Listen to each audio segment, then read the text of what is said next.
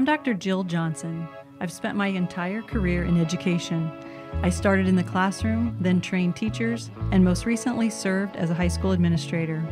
Now I help highlight the stories, struggles, and successes in educating the next generation of content creators. Welcome to CGTV. All right, good morning. I just want to say what's up to Bay High. They're my people. Hello, Bay High. All right, stoked to be here. First of all, how many of you have ever heard of the Bay or have seen me speak or have been introduced to any of the stuff that I do? How many of you are wondering why they brought this slightly homeless-looking skateboarder dude to come talk to you this morning? The rest of you. All right, sweet. Jill is. Okay, cool.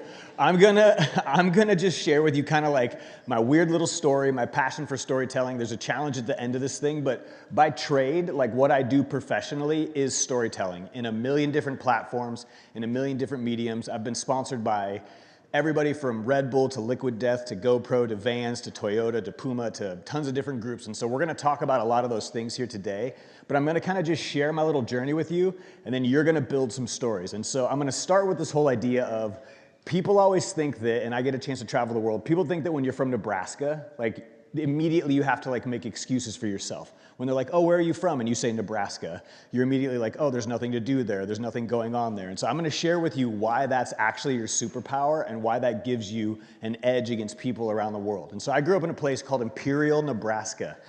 If anyone knows where Imperial is, who woohooed back there? Yes, you know. So you know, when you Google Imperial, Nebraska, here's a couple things that pop up. If you're not sure what those circles are like a quarter mile. So put 4 of those together and that's a whole mile. Our little town is like a mile by a mile. When we had track practice, they would drive you 5 miles out of town or 3 miles out of town and just drop you off and you would just run back to town. And that's like how track practice literally went. If they liked you, you ran with the wind. If they didn't like you, you ran against the wind. There's our main street. It's the only real paved road in town that you could skate on. And that's what it looks like when you drive kind of in and around our community. So this is where I grew up. So when people say they're from nowhere and there's nothing to do, I like to remind people that I'm from the capital of nothing to do. And so when you grow up in a place like this, you kind of have to make your own fun. So we did everything. We played every sport. So I played football, basketball, baseball, track, did all the things that you do. And when my senior year rolled around, I decided I wanted things to be differently. Like I was a 4-sport varsity athlete. I was kind of that kid who just like played sports and did what he did. But my senior year, I wanted things to be different. So I sat down with my friends and we decided we were gonna make this list of 100 things we wanted to do before we graduated high school that didn't involve like drinking or drugs, things we could take kids from like the freshman class to the special needs kids, any kid we wanted to take with us, we could take with us and do these crazy things on this list of 100 things. And we got psychotic about this list, you guys. We did good things, we did crazy things. We tried to break Guinness Book of World Records. We tried to break like the Guinness Book of World Record for longest grape thrown and caught in your mouth. It was like a really windy day, so we went and bought 1 million grapes and went to the football field. And the only thing that happened is one of our friends ended up going to the hospital because a grape got stuck in his throat. Like that was it, but we still talk about it for forever. We did dumb stuff. We would drive around our town at night with like glow sticks taped to our cars and have paintball wars. And then we'd have to spend like the rest of that Sunday cleaning off other people's houses that we hit with paintballs. We did stupid things. We did everything that we could think of. On Christmas break, we took the kids from the special needs class and we decided we were gonna go make Christmas cookies for the nursing home. So we got together with all the special needs kids and we let them try to make the cookies. Nobody was really paying attention to what anybody was doing and somebody mixed up the sugar and the salt. So instead of making sugar cookies, we straight up made salt cookies. But I looked at my watch and I was like, we don't have any time to fix this, so we're gonna have to give these out anyway. So we show up at this nursing home, knocking on all these old people's doors, being like, hey, we're from like the basketball team, we made you these Christmas cookies, like, don't eat them, you're gonna die. Like they're terrible, like they're just like decorative, like you just look at these. And we're going like door to door, knocking on people's doors, like handing out Christmas cookies, trying to sing Christmas carols to songs we didn't know.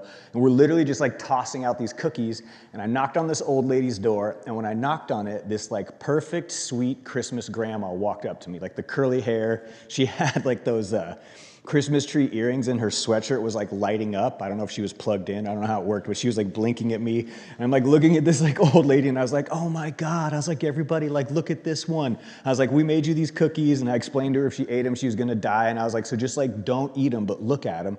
She set her cookies on a table, and this sweet, innocent, adorable old lady walked up to me, threw her arms around my neck, she squeezed real tight, and then she straight up licked all the way inside my ear.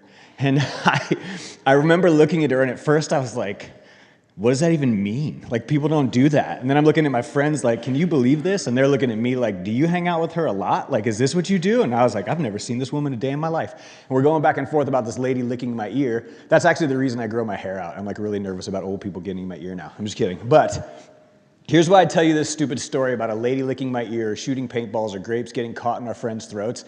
It's because those stupid things that we did turned into memories, like those crazy experiences turned into memories, and then those memories turned into stories, and now my friends and I, 20 plus years later, we get back together. We won state championships. We did a lot of really cool things. Guys got perfect ACT scores. Guys got straight A's. We don't talk about any of that. Nobody literally cares or talks about any of it. We can't even remember who we played what year and what state championship team. We don't remember stats. We don't remember literally any of it. I host a radio show, a sports talk radio show in town, and I get to talk about high school sports and Nebraska sports, and I literally have to go back and look up who we played and what happened because I quite literally don't remember. But I do remember those crazy stories and those crazy experiences. So here's a crazy stat about your generation. Your generation, it's like Gen Z and Gen Alpha, you guys have 10% of the childhood memories that our generation has. So as you look at an adult in here, and we all talk about like the nostalgia, and you guys are all trying to dress like we dress, let me give you a nostalgic number. You guys have 10% of the childhood experiences and memories that we have. So for every 100 stories that I have, you guys have 10. For every like crazy thing that we do, you guys do a tenth of it. And the reason why is there's literally nothing memorable about this. Nobody remembers this. Nobody remembers this.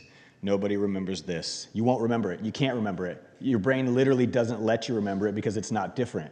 So the part of storytelling that's so powerful and the thing that matters the most is if you don't create these crazy, dynamic, big experiences that then turn out to become memories, you quite literally don't remember your childhood.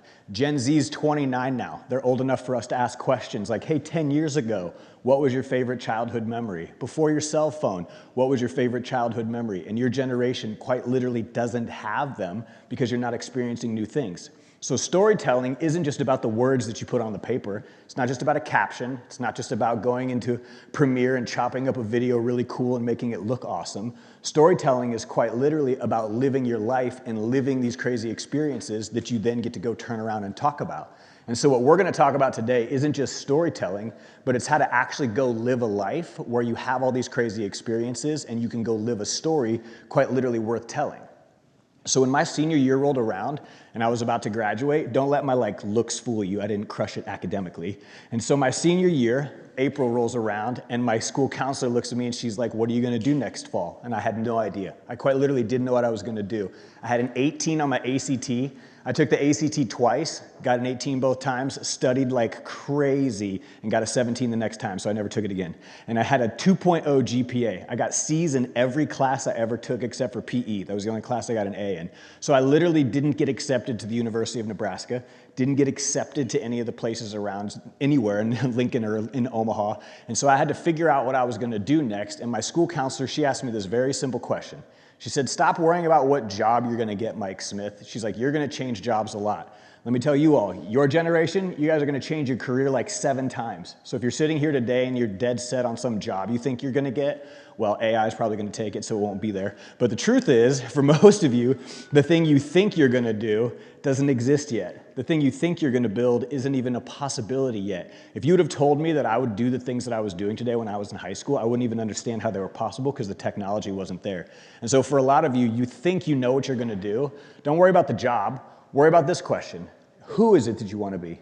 Like, who do you want to be? And when my school counselor said, who do you want to be? I looked at her and just said, I want to help people and have fun. So she said to me, you better work with kids. That was the only career advice I got in my entire life was my school counselor told me, you should try to work with kids if you want to help people and have fun. And so I literally did. I just decided I was going to get into helping people and having fun. So when I got to college, I got to this school in Wyoming, and I got kicked out at Thanksgiving and had to go back home, but that's a different story for a different day. And then I ended up transferring to this school in Omaha that doesn't exist anymore, rest in peace. They were a school that had very low academic standards. That's why I got let in. So I showed up to this school in Omaha, and when I got there, my college basketball coach, who was also the dean of students, walked up to me, and the first question he asked me was, why are you here? What do you want to study? Like, what do you want to major? He's like, we take academics very serious here. I looked at my coach and I was like, I don't know, man. I was like, I just want to help people. And he said, if you just want to help people, get in my truck. And I looked at him and I was like, my mom's warned me about people like you my whole life, bro. I was like, I'm not getting in that truck.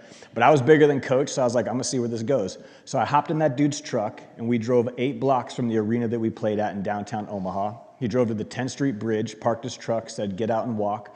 Coach walked me to the top of this bridge and he said, Smith, if you wanna help people so bad, he was like, why don't you help them? And he pointed, and I looked over the railing of the bridge, and living underneath this bridge was hundreds of homeless people, like hundreds. There were more people living under that bridge than I had in my graduating class. And I'm looking at this, looking at Coach, like, I'm 18. Like, what do you expect me to do about that? And he's like, if you really want to help people so bad, why don't you start with them? So we walked back down this bridge. He pointed to a trail and said, if you follow that trail all the way to the end, you're going to find exactly what you're looking for. But he was like, you're a man, you got to do this on your own. And he walked off. So I walked under the bridge, and I didn't even make it all the way to where everybody was sitting. I just saw some dude sitting on the trail, and I put my hand out, and I shook this dude's hand, and I was just like, my name's Mike. I go to school right up the hill. I was like, what can I do? How can I help? And this guy told me everything. He told me his name and his story and how he ended up homeless and what happened to his family, and he was like addicted to drugs. He had a kid my age. He fought in the war. Like, he literally just told me his whole life story, and then he looked at me, and he said, do you know what I need? And he was like, I need socks.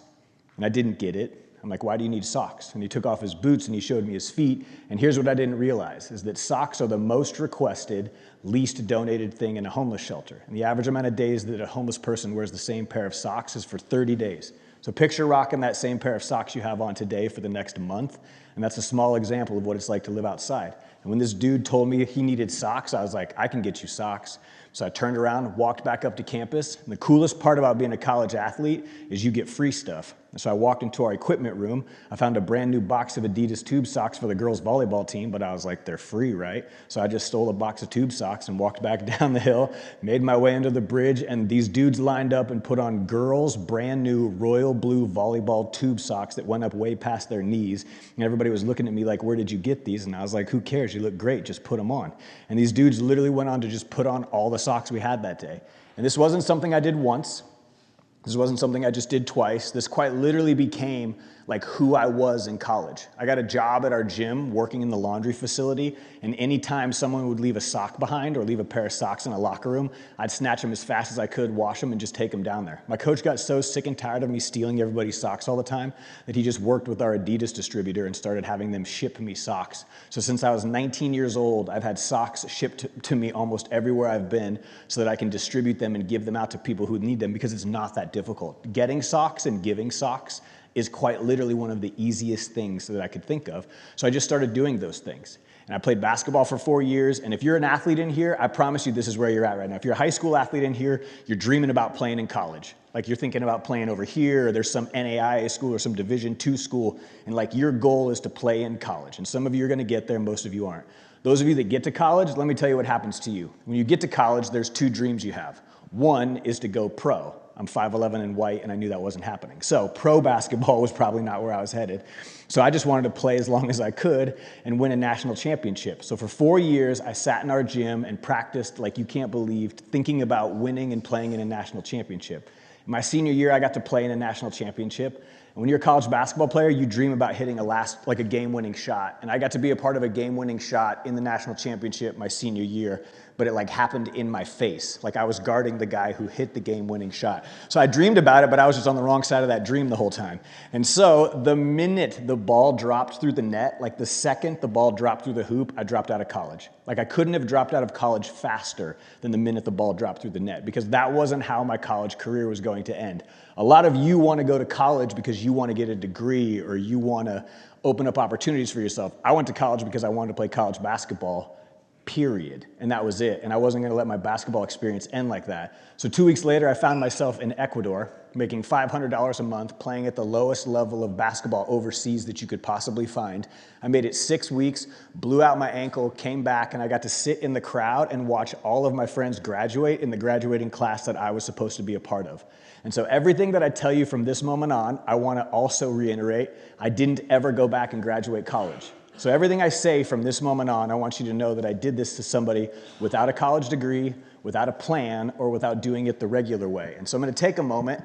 I know this is about storytelling, but your life is the best story you're ever going to tell. So I want to take a moment and just address one thing.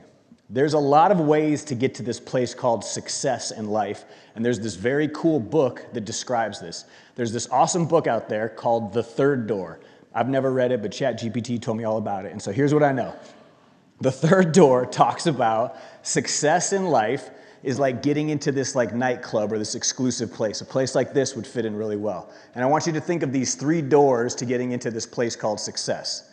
There's the regular line, and a lot of you believe that's the way to do it. Perfect grades, perfect college, perfect job, perfect life. Your parents told you that was the path. There's a lot of people in the regular line. It's actually the longest line. And they're the loudest. They're the ones saying, hey, don't leave this line. Hey, you have to do it this way.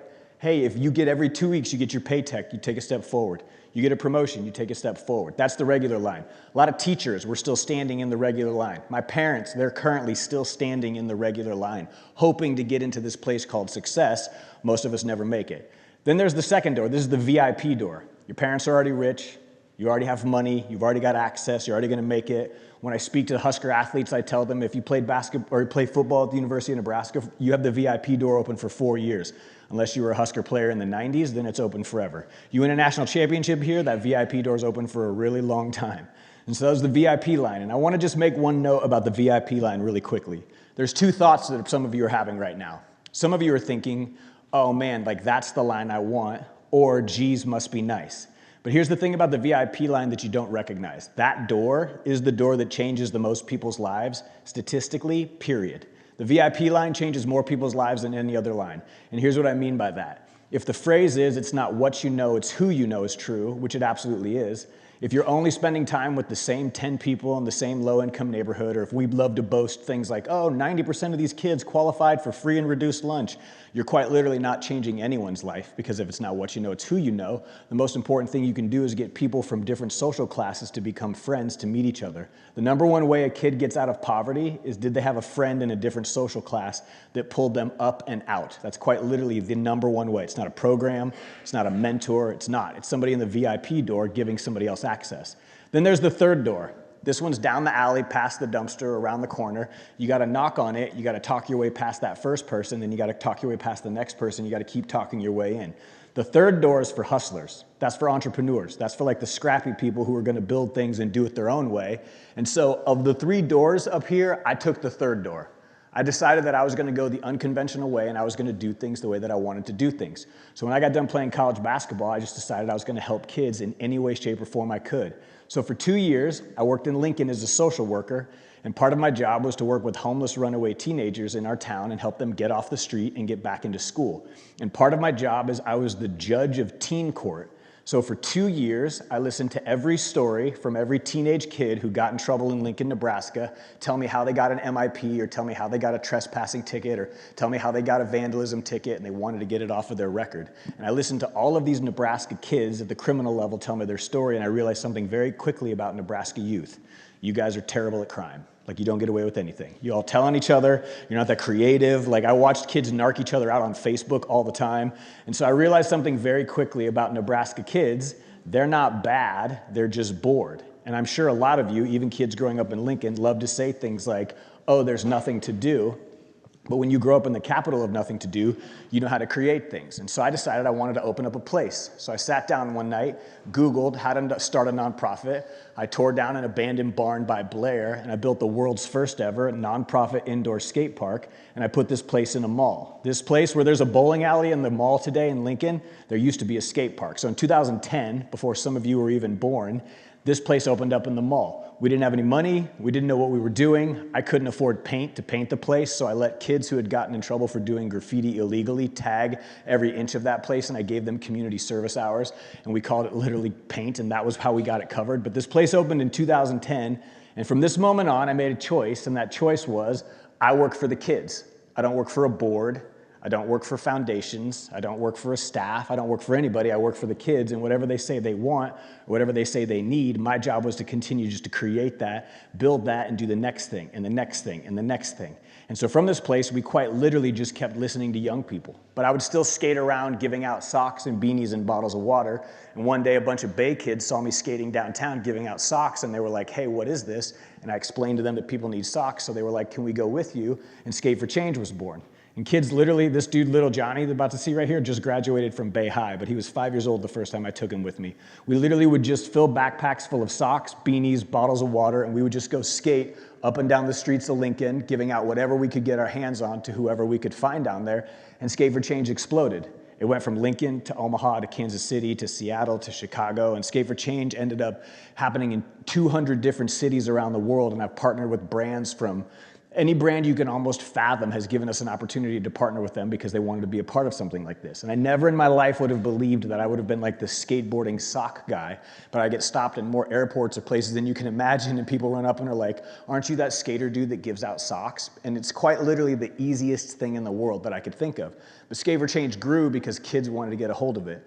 But our Bay kids, they wanted more than the mall. They kept asking for like a place that could be open later and we could do more. And so we moved out of the mall and we moved into its current location that you see today, which is on 2005 Y Street. It's home to a world-class skate park, coffee shop, concert venue. There's computer labs. There's all these things there. And kids used to skip school to go to the Bay. So I would, for the first year and a half, I would spend driving kids back to school because they would ditch school to come skate at the park. And to be very honest with you, my first thought every time it happened was, I was like, you're right, like the Bay is so sick, like it's worth skipping school. But then these principals started sitting on these foundations that I needed to get money from, and I started getting a hard time from them, so I realized I needed to take a different approach. So one day I was driving a kid back to Southeast because he organized a mass ditch, and I looked at him and tried to explain, like, you can't skip school, you gotta like be in school, it's like hard for me to do this. And he said, they go to school at the zoo, why can't we go to school at the Bay? I had no idea what he was talking about. So I asked, what are you talking about? He explained Lincoln has charter schools and his sister went to high school at the zoo. He wanted to go to school at the Bay. So I got to work. And in 2021, we opened up Bay High. It's now a focus program. So these kids, these 2 tables right here, these 3 tables right here go to high school at Bay High. So this is their high school. Like this is their location. This is their space where they get to go to school. It no longer belongs to us, it belongs to them. They get to run the programs. They get to create the festivals. They get to run the space. Like we don't come up with the ideas anymore. It's 100% theirs. And the reason that I did it is quite simple. The things that they get to do there are going to trump a regular high school experience. The things that they get to experience then are going to be very different than your normal high school experience. And those experiences are going to turn into memories, and those memories are going to turn into things that they turn around and try to create for the next generation, and so on, and it keeps happening. And so the best storytellers in the world, it's not just about creating things on pen and paper, it's actually about creating things in real life that are then worthy of that pen and paper. And so as a storyteller, I don't look at my job just to talk into a microphone. I look at my job to create the next thing, and the next thing, and the next thing, and something bigger, and something bigger, and something bigger, so I can continue to talk about it. And so here's how it got there.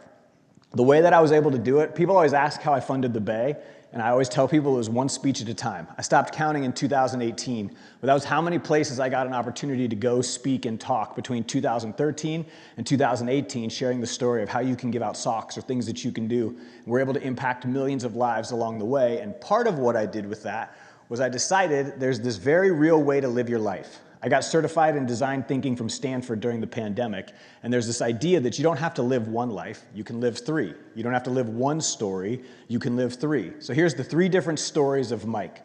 The top story of Mike was how many bays can I open? And that's currently what I'm gonna do. I'm gonna see how many spaces and things like the Bay I can open all across the planet with the network that I have.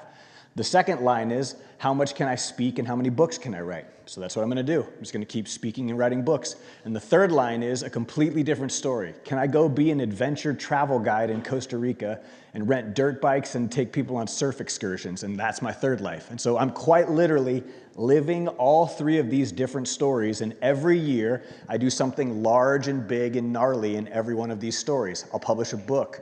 I just won a motorcycle film festival, or got 3rd in a motorcycle film festival. I'll show you guys about it in a little bit later. But every year I do something large or big to push my story forward, so I have something to talk about, which continues to open up doors for me. So I'm gonna give you all the Mike Smith rules to living a wild story. So today is not just about how to be a storyteller at your school. There's value in that for sure. But where there's real value is learning how to share your story, how to live your story, how to experience a story, and then turn around and communicate it, because that's what people actually want to hear about. People want to be around people with big, wild, bold stories. Living in Nebraska gives you an opportunity to go live a big, wild, bold story. You just have to take advantage of it. And so for the rest of our time today, I'm going to share with you some of the rules that I have for myself and some of the things I've learned along the way for how to share and tell big stories. So if you have something to write with, this is that time. Grab your pens, grab your papers. Like, you're going to do a lot of writing. If you've got a computer and you want to do this in Canva, or you want to do this on Snapchat, or you just want to open it up and go mess around on some other app and act like you're paying attention, you do you. But for those of you storytellers here, we're going to get started. So the first thing I want you to recognize is there are two versions of your brain. I'm going to teach you something very quickly here today. There are two versions of you. They're not the same. They don't talk to each other very well. One lies to the other. One's way more in charge, and it's very difficult to differentiate the two. You have your experiencing self, and you have your remembering self, and they're not the same person. And I'll give you a perfect example of it.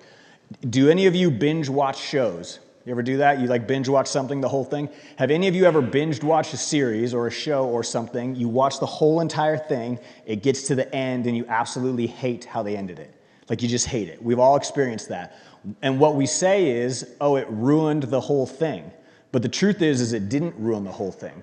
You actually already experienced the whole thing. What it ruined was the memory of the whole thing. You loved the experience. Some of you went back and watched reruns of it. You waited for it. So your experience wasn't ruined. It was the memory of your experience.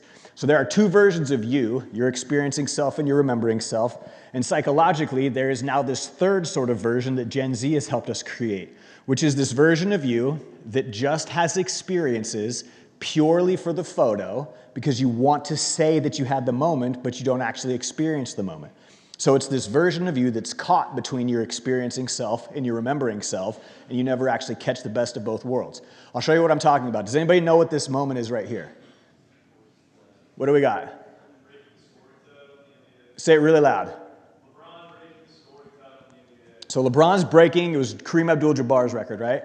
Kareem Abdul-Jabbar played until he looked like he was like 60. Dude was out there like on his last leg, and nobody thought it would happen, and here comes LeBron a couple generations later to break his scoring record. When you look at this photo, it's iconic because every single human in the stands, quite literally every human, is on their phone. It's hard to find somebody who's actually not on their phone taking a picture of this moment. My favorite thing from this photo, though, is definitely the guy in the post, like, asking for the ball. Like, yeah, right, bro, no one even knows who you are. And so that part cracks me up. But when you zoom in, you see this guy. There's just this old dude sitting next to LeBron's two kids with his hands crossed, just watching this. Anybody know who that guy is? Besides the dude who knew who LeBron was. That is Phil Knight, the CEO, founder, and creator of Nike. That's the guy that created Nike. That's the guy that put every single person in that photo has Nikes on their feet. This dude right here, LeBron breaking the scoring record, I promise you that's not Phil Knight's biggest moment. It's not. This is the outcome he was looking for. When he signed LeBron James as like an 18-year-old and took him from Reebok, this was the exact moment he was hoping for. But he's the same dude who put Jordans on Jordan's feet and a million of shoes on a million other athletes' feet. So to this dude, he's actually the experience maker. And so when you think about creating stories and sharing and telling stories, the first thing that you have to recognize is most of you want to be the LeBron of this thing. Like, you think you're the LeBron in the story, but the best storytellers aren't. The best storytellers are actually the Phil Knight of the story. They're the ones that make the thing happen. And so you're going to learn things today about how to create experiences that turn into memories. But for most of us, when you look back at your childhood or you look back at your life, you want to have a life filled with a ton of experiences that then become memories. And what everyone is recognizing with Gen Z that's currently broken is you guys have spent so much time on a screen and there's nothing dynamically different about it that you don't have those same core memories. Thus, you don't have as many things to rely back on, and that's why you guys are looking at your childhood the way that you do. And so here's what I want you to do. I want you to draw something that looks like this. Draw something that has like 10 little rectangles. You see that? If rectangles are too tough to do on your computer, then you can just, like, I don't know, figure it out. But yeah, draw something that looks like this. I'm not going to babysit you. And what I want you to do is I want you to write down the experiences, the moments, the things that you value. Like, what really matters to you? Like, what big moments matter to you?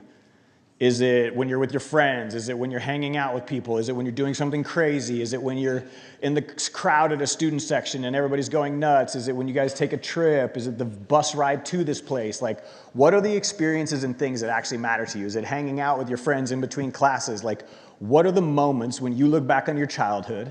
If I were to survey you without having to ask your parents' permission and say, hey, answer these questions, and I said, what are the memories and experiences that you really enjoy about your childhood? Go ahead, write them down. Like, I would love to see what they are. So everybody take like a minute and write down the experiences, moments, and things that you value really quickly. Take some time. All right, come back. So here is what we're gonna look at next. Some of you, show of hands, how many of you struggled with that? How many of you struggled? No, it's okay, raise your hand. Raise your hand, I wanna see it and look real high. Part of why we struggle with it is because we haven't had experiences. Like, we literally haven't. We've looked at other people's, we've watched it happen on the phone, but we quite literally haven't had our own experiences. And so the reason that some of us don't know how to make experiences is because we don't know what we're gonna get out of it. And here's what I mean by that. If you're the type of person in here where someone invites you to something, and the first thing out of your mouth is, who else is going to be there? You're not like the experience maker. You're the person who's waiting for the experience to be given to you, and that's all right. Everybody has sort of a different part that they play. But I want to play this video real quick. It's got sound, so hopefully we're able to play it. But I want to play this video, and I want you to think about this idea of like, what is it that you're trying to create when you're making something? He says the problem with teachers is, what's a kid gonna learn from someone who decided his best option in life is to become a teacher?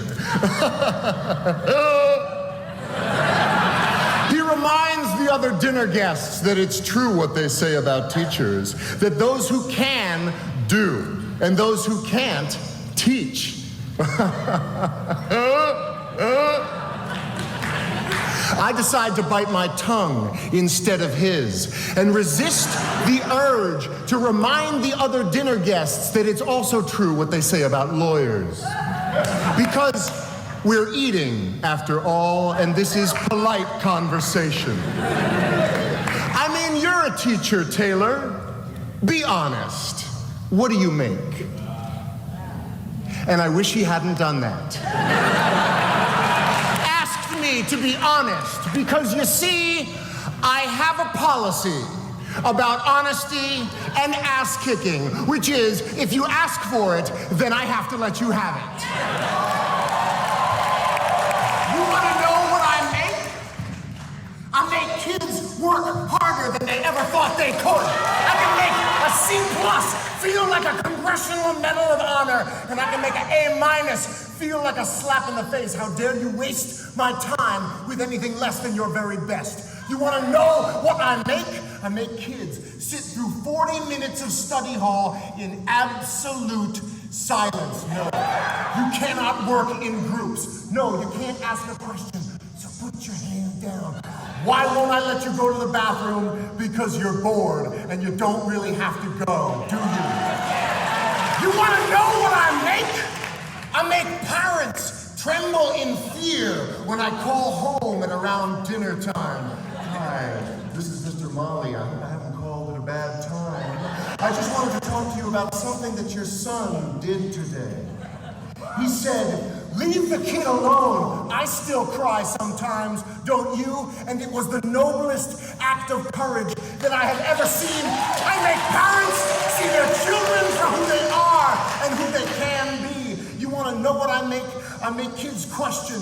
I make them criticize. I make them apologize and mean it. I make them write, and then I make them read. I make them spell definitely beautiful, definitely beautiful, definitely beautiful, over and over again until they will never misspell either one of those words again. I make them show all their work in math and then hide it on their final drafts in English. I make them realize that if you've got this, then you follow this. And if somebody tries to judge you based on what you make, you give them this. Let me break it down for you. Let me break it down for you so you know what I say is true. I make a goddamn difference. Now what about you? All right, I forgot to cuss, but that's hilarious. Okay, so here's this idea around what do you make? Every one of us in here is wired when it comes to storytelling. We want to make different things. Some of us want to tell stories because we want to make money. It's quite literally our occupation. You're going to be a social media influencer. You're going to be a journalist someday. You're going to be a teacher. You're going to work in the yearbook. Like, some of you will literally tell stories. I do this. I get to tell stories, and you literally get to make money, and that's part of why you tell stories. Some of you tell stories because you want to make an impact. There are lots of storytellers who go out there and they make an impact with their stories. Some of you just want to tell meaningful stories. You want to use your camera or words or the power of your voice to make a difference. And then there are some of us who just want to entertain. Like we quite literally just want to do it because it's fun, because it's funny. We like to make content. I know so many YouTubers that all they're trying to do is make money and have fun doing it while making videos, and that's it. And that's okay. We all have a different mix for why we want to tell stories and why we like to make content and create things. So make your mix. Everybody's mix is going to look different. It might be, money might be up, impact might be low, entertainment might be high, but I want you to think about not only the mix that you make, but who do you follow? The people that you follow on your phones, the people that you pay attention to, are they entertainers? Are they doing content that's making a difference and making impact? Is it just people who are doing it to make money, like they're just the big box office entertainment and that's what you follow? But I want you to think about the mix when it comes to storytelling. What kind of mix do you like to make? Do you want to do this to make money? Do you want to do this because you want to make an impact and use stories to make an impact? Or do you like to tell stories because you want to entertain people and it's fun for you? Make your mix, like draw one of these, make your mix, and then have the conversation with the person next to you about what your mix is when it comes to storytelling. All right, this next one is, I specifically leave this in here when I talk to Nebraska kids because I get a very real opportunity to speak to kids all across the planet, and there's a very real thing that happens once you get to the Midwest. It's like once you hit Indiana, and then after you leave Colorado or Nebraska, we as a group of people, very much, the same thing's true of the University of Nebraska kids, there's a very real thing where we're great at telling stories, but we're also kind of a little scared and reserved to do so. And here's what I mean. Here's what I'm going to show you. More often than not, the thing that's bouncing around in our head for why we do something is one of these sort of three words up here. We're either worried we're going to fail, we're terrified someone's going to judge us, or we've got FOMO that we're going to miss out or we're not doing something, that we stop doing something else because we're worried about doing this. Like we couldn't possibly sacrifice a weekend away with friends to work on something. We couldn't possibly not go out for a sport to do something else. But for most of us, the reasons we do or don't do something is quite literally these things right here. And so what I love to do when I speak is to show people quite literally how your failures turn out to be some of the best life experiences. And so instead of putting up all the things that I do right, I love to share some of my biggest failures of all time. So I'll share these with you. If you were to just Google Mike Smith Rail Yard, what you would see is an article in the Lincoln Journal-Star about when I quit managing the rail yard after 2 months. I literally got tapped to manage the rail yard, the screen, the whole thing. I did it for 60 days. It was so lame and unenjoyable and not fun and none of the things that I liked that I quit and it ended up in the newspaper. So if any of you take a job and quit and it doesn't end up in the newspaper, I don't want to hear about it. The second thing, I pitched a TV show. Me and some friends literally put together $100,000 and we took over Waverly High School, and you kids probably don't know this dude, but his name's Rob Dyrdek. He's on like MTV2. He's got like Ridiculousness, Fantasy Factory, Robin Big. So I got to be really good friends with Rob. So Rob and I decided we were going to shoot a TV show. We went to Waverly and we took over the high school, and I made the middle linebacker switch lives with a kid that was in the musical. So the middle linebacker had to sing in the musical, but the kid from the musical had to go play middle linebacker on the football team. And then I took a slam poet and I made her switch lives with a cheerleader. So the cheerleader had to do slam poetry during the musical, but the slam poet had to cheer at halftime of the football game. And it was like wife swap for kids. And we quite literally took over a whole entire school, went to every single network and every single TV station you can fathom, ABC, NBC, MTV, Fox, like all of those things. We pitched it for 2 years. We got told no by everybody for the exact same reason. Every show that year was a competition show, and they wanted us to make one school compete with another school, and whoever won would win like a school makeover, and it totally lost the essence of the show. And so I put in a lot of money and time and effort and pitched a TV show, and it didn't work. College dropout. I've literally dropped out of more colleges than most of you guys are going to apply for. Failed LLCs. When I log into my Wells Fargo bank account, all of the businesses that I've created, for some reason, when you end your business, they don't get rid of the account. They just like gray it out and leave it there. So it's like a boneyard of dead, bad business ideas. Every time I log, I can like see things where I'm always like, ooh, that one really sucked. Selling my business. Right before the pandemic, I thought I sold my business to another one of my businesses for an unthinkable amount of money. So I bought a house I couldn't afford, went to Europe for a month to celebrate, and on the flight back, the sale fell through, like the whole entire thing. So I took off and landed a very different person and had to figure things out. Showing up late. You guys, I'm late to everything. A month ago, I straight up ghosted the governor. Like the Governor's Youth Summit? Yeah, just no call, no show, but at least I'm a vibe. All right, parking tickets. I get them all the time. You guys have no idea how much I play parking roulette. I get parking tickets in Lincoln so often because it's hysterical. It's like 10 bucks that my wife got the boot the other day. Like they fully booted her car because I had so many parking tickets. She didn't think it was funny. I think it's hysterical and I love to talk about it. So I do these things all the time. Nonstop. Like I'm constantly, I could put 100,000 other things up here of dumb, terrible, idiotic things that Mike Smith has tried where I have completely failed and then I've had to continue to move forward. But the reason why I have so many stories and the reason why I've been able to do so many things is quite literally because I've shot a million shots. Some of you are so scared to try. You're so scared to fail. You're so afraid to get made fun of. You're so afraid to be embarrassed. You're so afraid to look like a fool that you don't try anything, and then all of a sudden your resume of experiences and memories is borderline non-existent. So what I want you to do, since most of you in here don't have a whole bunch of failures and times where you've gone for it and completely failed, what I want you to write down is, what are you so scared of? What are you so afraid of? Is it, oh, I'm afraid of looking cool because I'm sitting with my athlete buddies and we can't possibly get involved? Oh, I'm afraid of trying too hard because we're the trendy, weird kids and we can't possibly care what the popular kids do. Oh, we're from a small school and we don't have a stoplight, so we can't possibly do what these big kids do. Or you're from a big school, but it's not as good as the other big school in town, so we couldn't possibly be as good. Like, I could care less. I've heard it all. So I want you to write down what you're so scared of, what you're fearful for, like what makes you nervous. I've heard it all 1,000 times. Your generation's no different than the kids 10 years ago. Everybody's afraid of the same thing. Write down what you're so scared of for why we don't go do things. But take a second, write down what you're afraid of, and have that conversation with each other. All right.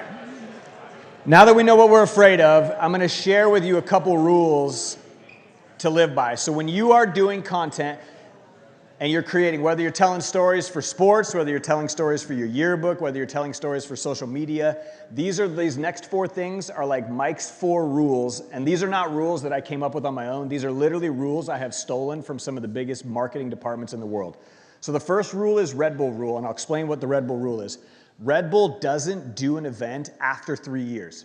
They stop. Like they quite literally won't do it again. Everybody gives them credit for it, but they'll come up with an event and 3 years later, they won't do it again. I've been working with Red Bull for 15 years, and the amount of times I've been like, hey, are we doing this thing? And they were like, that was our 3rd year. We're not doing that anymore. We're doing this. And the reason why they do it is it forces them to stay innovative. Let me give you a little generational trend for your generation.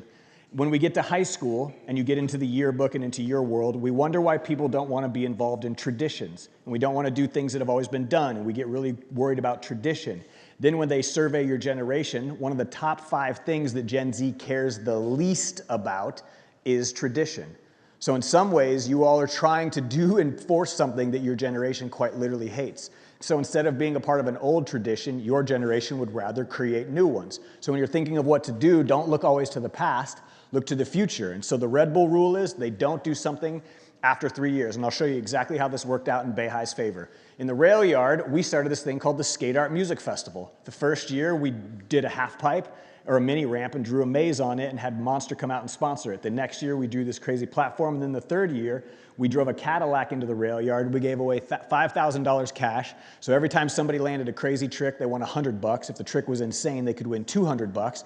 And we gave away $5,000. I did it for 3 years in a row, and now it is part of the Beihai curriculum. The juniors run it. Is that right? So Beihai kids, this literally went from a festival to a part of their curriculum because we did it and it got so loud and so noisy that we've been able to do it every year. But their trick is to not do the same thing year after year after year. So the Red Bull rule is you've got to change it up every time. This is my favorite. This isn't always popular for teachers in here, but you'll get it when I say it. There's always rules to break inside of the lines.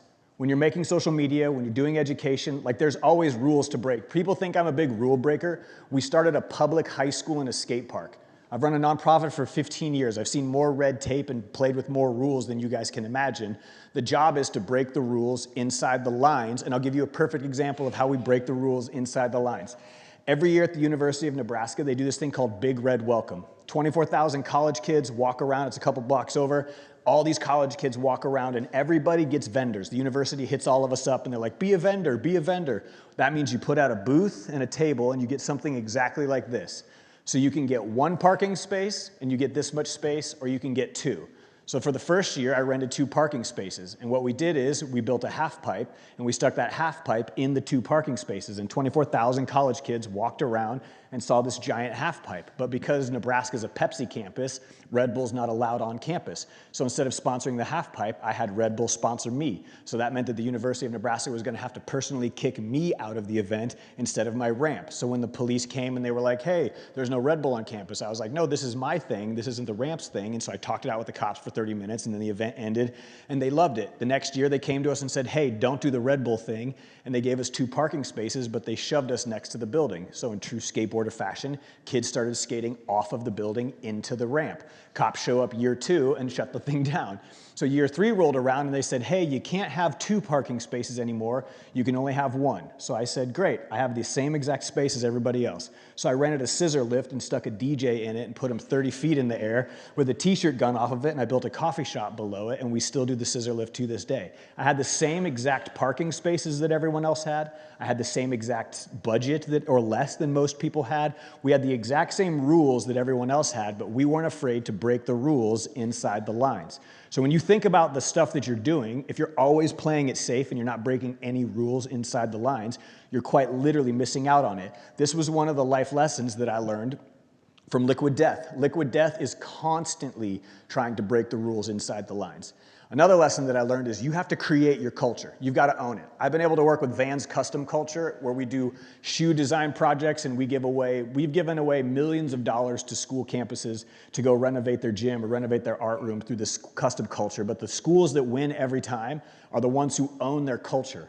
They're not afraid of their culture. They're not embarrassed by their culture. They're not like, oh, this is Nebraska. We've got to hide from what we are. It's the places who truly own their culture are the ones who get to play with Vans the most. Vans has owned the culture and been the culture since the 70s.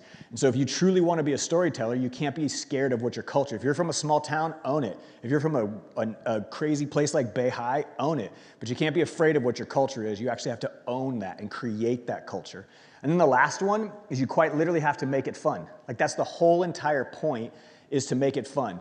I told you guys about this motorcycle film festival. I entered a motorcycle film festival because I wanted to tell a big story about Nebraska. And the reason that I wanted to do it was because every film in the film festival was the most sad, depressing thing I'd ever heard in my life. Literally every film was like, I got my leg blown off, motorcycle. Somebody died, my motorcycle. Like, I got in this crazy accident, my motorcycle. Every single story was that way. So I was like, I want to create something fun. So we did. I've never made a movie. I made up a new script and plot for the movie every single day we were on the road. Some of this movie was true, some of it was fake, some of it happened, some of it didn't. I don't know the difference between a director and a producer, and I literally couldn't tell you. People are like, good job with the film, and I'm like, I don't really know. It's just like a long Instagram clip is what I kind of think. But we literally made a movie, got third, and it was the only film in the United States that placed. First place was from Canada, second place was from Ecuador, we were third, and then the fourth place was this Red Bull kid from Bali. And so I'll show you a little clip of it real quick, but this was honestly just for fun. You know that one motorcycle story you'll tell a million times? Well, you're catching me right in the middle of one of mine.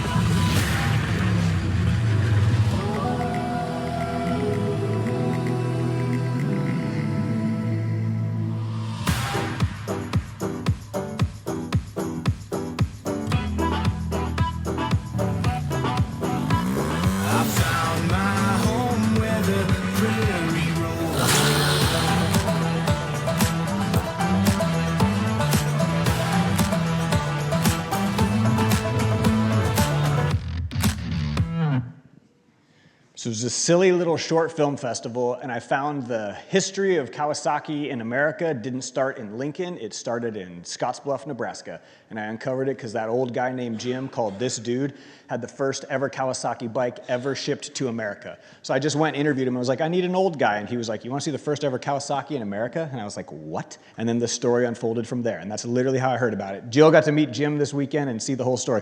We had a premiere in the rail yard this weekend where we were launching skateboarders over dirt bikes with motorcycles. It was a lot of fun. It was all the things that we say it's got to be. So here's how you find out your sweet spot in telling stories. You need to have a style, you need to recognize what's in your control, and you need to think about what excites you. In the middle of that is quite literally your sweet spot. I'm borderline illiterate and can't write or read very well. So writing stories like via pen and paper is not going to be the way that I do it. Speaking things into existence, creating big experiences, those are things that I can do. Some of you are incredibly smart. Some of you love to read. Some of you love to write. Some of you love to shoot content. Some of you want to make videos. Some of you like to take photos. You all have a different style. Have a conversation at the table. What is your storytelling style? What gets you stoked? Like what kind of storytelling gets you excited? And what's in your control? Like what can you actually do? Some of you can't do things that you want to do, so you got to think what's in your control. Have that conversation about what your sweet spot in storytelling looks like. All right, we're going to move on to this next part. So people always ask me this question, how do you make something like go viral? Or how do you make something that you post do this thing where it kind of like, in your world, it would be like land on the explore page or 100x, or if you dropped a book, like how do you make sure it ends up on like a bestseller list for like the first week? And there's all these little strategies and there's all these little things, but there's quite literally, I said it earlier, and there's this idea of it's not what you know, it's who you know. I used to hate that as a kid. Like I hated that phrase as a kid, but the older I've gotten, here's what I've realized. The research behind it is very simple. This dude, Mark Granovetter, did the research on it's not what you know, it's who you know, and here's what he found out. If you have a small circle, so for those of you that are like, ooh, I keep a tight, close circle, let me explain to you why that's one of the biggest hindrances in your life. Your closest circle opens 0 doors for you, 0. So if you worked, like let's say I'm at the Bay and someone came up to me and they were like, hey Mike, you should hire my brother, it's an immediate no. You should hire my cousin, it's an immediate no. You should hire my friend. It's an immediate no. When you guys get jobs places and you go to your boss and you're like, hey, you should hire so-and-so, they're my friend. It's absolutely an immediate no. And the reason why is nobody wants to hire somebody that doesn't actually know how to do the job. And if you're vouching for them because you know them as a friend, not because they have the skill, it quite literally doesn't work that way. So if you want to actually get jobs someday, here's how jobs get filled. We post them on the internet. We go around and ask all the internal candidates. We find out which one we want. We campaign and petition really hard so that we get them because that's who we want. And that's quite literally how jobs get filled today. It's hardly ever filled randomly on the internet. So the science is you need to know 200 people in an industry if you want to have a network. If you want to know people in the action sports world, you need to know 200 people. If you want to know people in the education world, 200 people. I got interviewed for an entrepreneurship magazine a month ago, and they asked what my biggest goal in 2026 was, and it was this. I said, I'm going to strengthen my weak ties. I need to meet 200 people who can say, oh, I know Mike, he's great. I met Mike, he's great.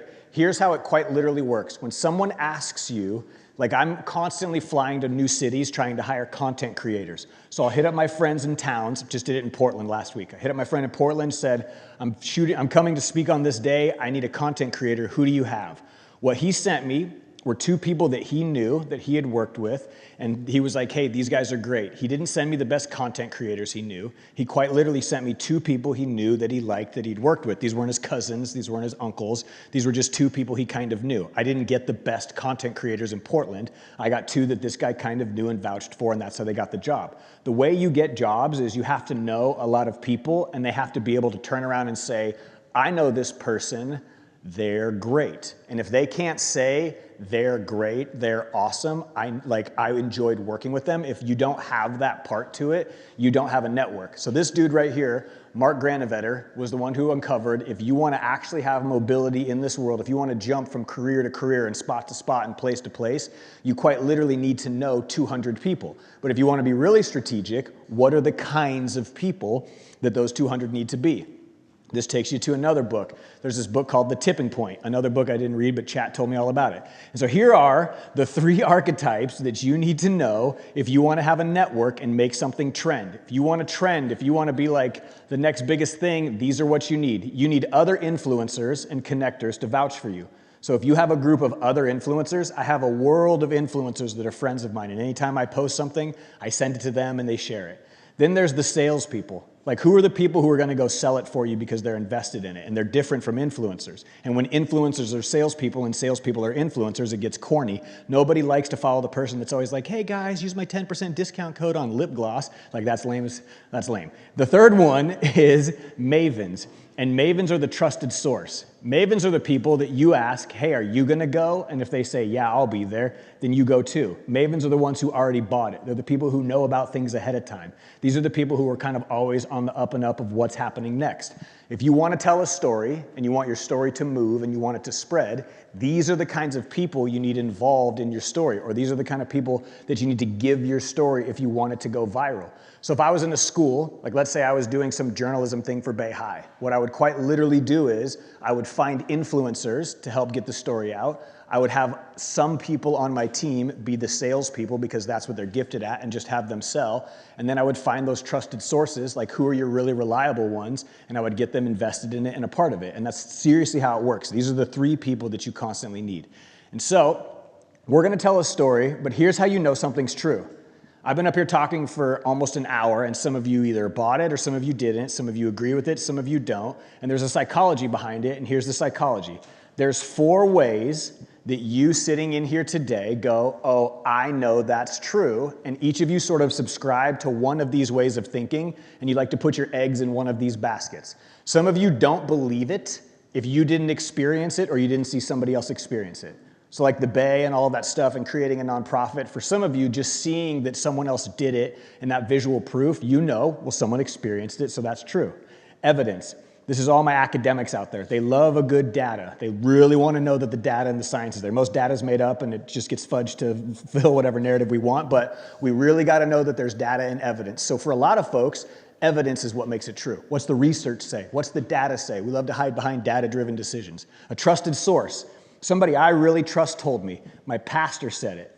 My mom said it. My coach said it.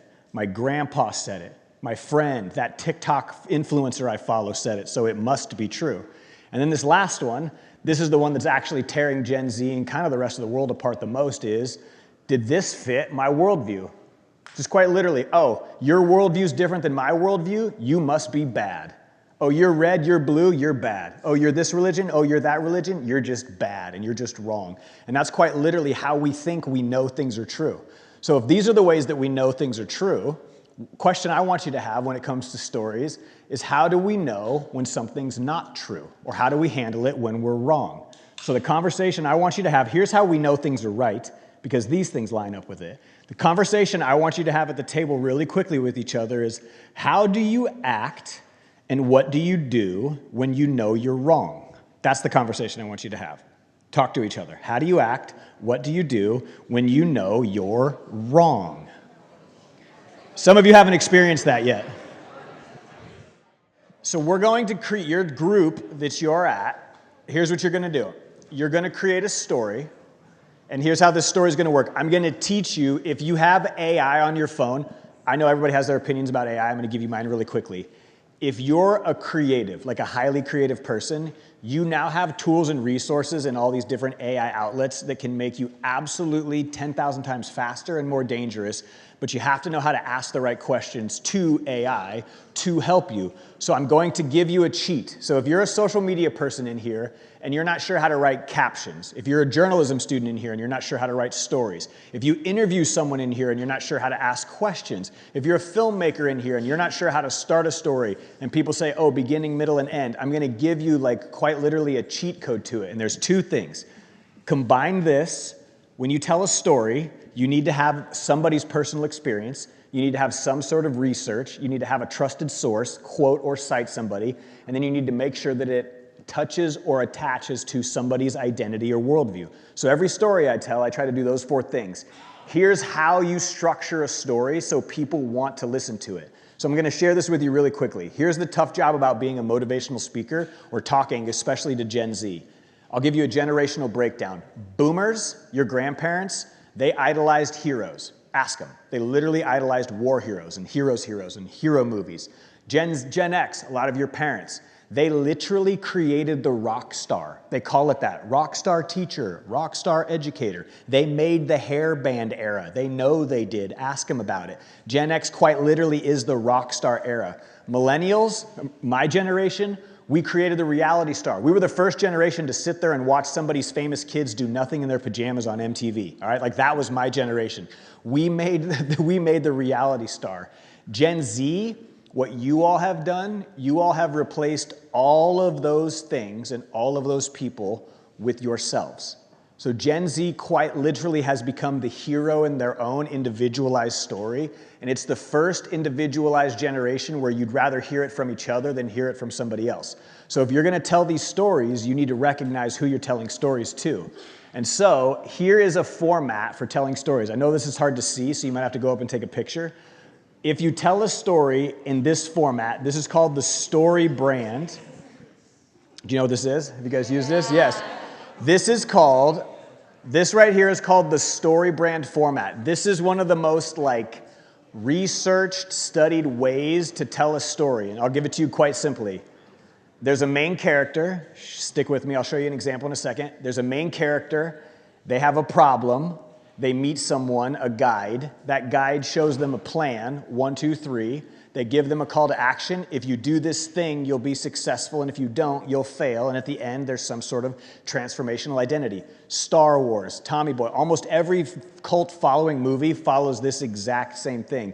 So this is a storytelling format that you can use. And so I literally use this to tell a story about road tripping across Nebraska. I'll show you an example of how you can do this in 90 seconds. Every year, millions of Americans drive through Nebraska. Maybe they're on an epic road trip with friends, or they're taking that family vacation to Disney World, or they're a nomad traveling cross country looking for that perfect place to work remote. There are endless reasons why people are driving through Nebraska. But the number one reason is, well, nobody wants to drive through Kansas. And we get it. This place might seem like endless cornfields, nothing but cattle and concretes. Heck, some might even call this place downright boring.